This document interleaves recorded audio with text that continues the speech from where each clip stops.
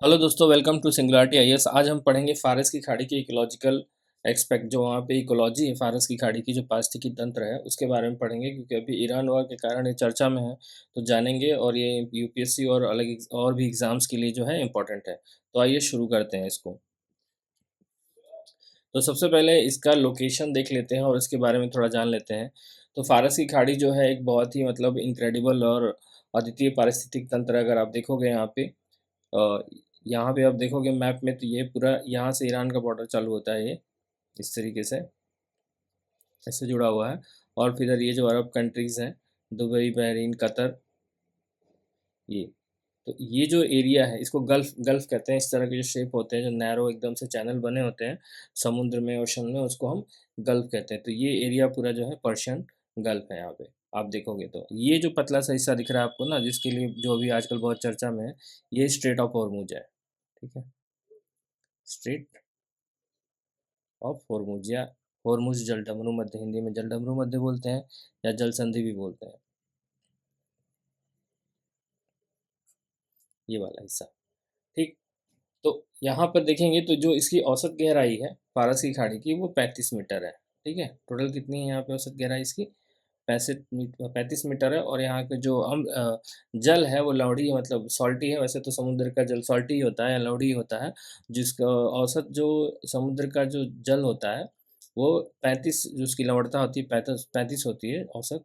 लेकिन यहाँ पे जो है 43 से 80 के बीच में है। ठीक है, तो थोड़ा ज़्यादा है यहाँ पे। यहाँ पे जो जल का तापमान है वो 15 डिग्री सेंटीग्रेड से 36 डिग्री सेंटीग्रेड के बीच रहता है, जो चैलेंजिंग है थोड़ा सा समुद्री जीवन के लिए। यहाँ पे जो इम्पोर्टेंट है, कोरल जो लाइफ है ना यहाँ पे, प्रवाल भित्तियाँ जो हैं, उनके लिए जब टेम्परेचर जब ज़्यादा होने लगता है ना, तो थोड़ा दिक्कत हो जाती है वहाँ पे।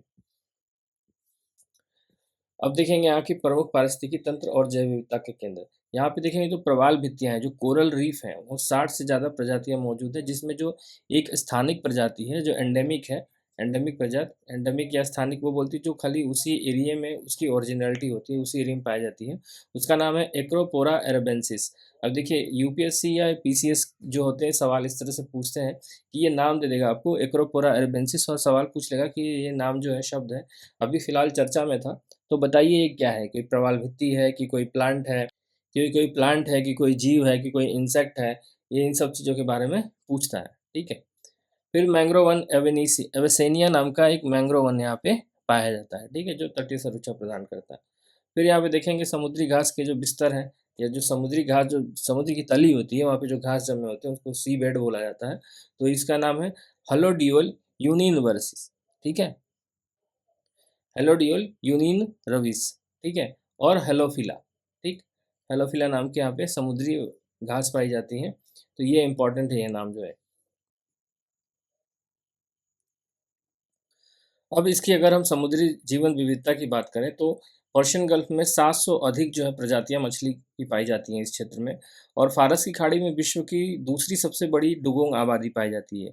आपको बता दें कि डुगोंग एक इस तरह का जीव होता है, स्तनपाई होता है या मैमल्स होता है, जो कि शाकाहारी होता है। क्या है? शाकाहारी होता है। देखिए, डुगोंग से जुड़ा एक और जीव है, वो इसी इसी प्रजाति का है वो भी, उसका नाम है मनाटी। उसको यूपीएससी एक बार पूछ चुका है। तो आपको ध्यान देना है कि डुगोंग और मनाटी ऐसे ही एकमात्र प्रजातियां हैं मैमल, स्तनपायी या समुद्री, जो कि शाकाहारी होती है, बाकी कोई शाकाहारी नहीं होती है। तो डुगोंग के बारे में जरूर पूछेगा। आईयूसीएन में जो डुगोंग का स्टेटस है वो वल्नरेबल है, मतलब सुभेद्य है। ठीक है, तो अब दूसरी सबसे बड़ी आबादी पर्शियन गल्फ में पाई जाती है। सबसे बड़ी जो आबादी है वो डुगोंग की, वो पाई जाती है ऑस्ट्रेलिया में। ऑस्ट्रेलिया का जो टॉरस स्ट्रेट है, वहाँ उसके आसपास और ग्रेट बैरियर रीफ के आसपास डुगोंग डुगोंग की आबादी पाई जाती है। वहाँ लगभग 1 लाख के आसपास डुगोंग की आबादी है, और फारस की खाड़ी में लगभग 6,000 के आसपास इनकी आबादी है। ठीक है, अब यहाँ पे इसके कंसर्न क्या क्या हैं फारस की खाड़ी के? सबसे बड़ा तो जो टेम्परेचर रेज हो रहा है, तो जो प्रवाल विरंजन या कोरल रीफ है उसकी ब्लीचिंग होती है।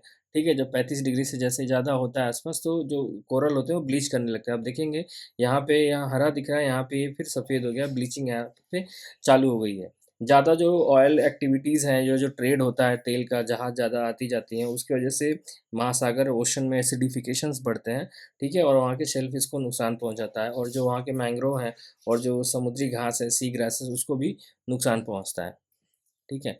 यहाँ पे आप देखेंगे तो तेल और शहरीकरण का प्रभाव पड़ता है, कैसे-कैसे इसको नुकसान पहुँच रहा है। और देखेंगे तो शमाल हवाएँ जो तीव्र रेत की तूफ़ान लाती हैं, उससे तटीय क्षेत्र जो होते हैं प्रभावित होते हैं।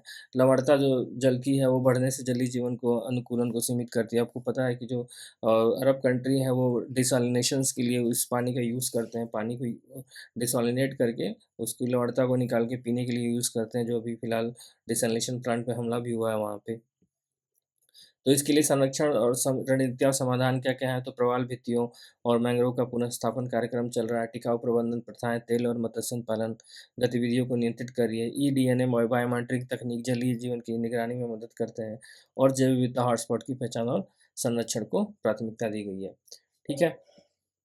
तो यहाँ पे यूपीएससी के लिए क्या-क्या इम्पोर्टेंट है, कि सबसे पहले तो फ़ारस की खाड़ी का लोकेशन, उससे कितने देश के बॉर्डर्स लगते हैं, वो है। उसके अलावा जो जैव विविधता है यहाँ पे डुगोंग ख़ास करके इम्पोर्टेंट है यहाँ के लिए। पूछ सकता है कि डुगोंग यहाँ पाया जाता है, नहीं पाया जाता है, आबादी कितनी है, ज़्यादा है सबसे कि दूसरी है। क्योंकि एक बार मनाटी के बारे में पूछ चुका है तो डुगोंग आ सकता है। मुख्य खतरे क्या-क्या हैं, तो जलवायु परिवर्तन है, तेल प्रदूषण है, तटीय विकास और सशस्त्र संघर्ष हैं और संरक्षण क्या-क्या है, अंतर्राष्ट्रीय सहयोग, टिकाऊ प्रबंधन और पुनर्स्थापन परियोजनाएँ हैं यहाँ पे। तो ये था आज हमारा लेक्चर डुगोंग और फ़ारस की खाड़ी के बारे में, इकोलॉजी के बारे में। नेक्स्ट लेक्चर में हम लोग मिलते हैं, तब तक के लिए धन्यवाद।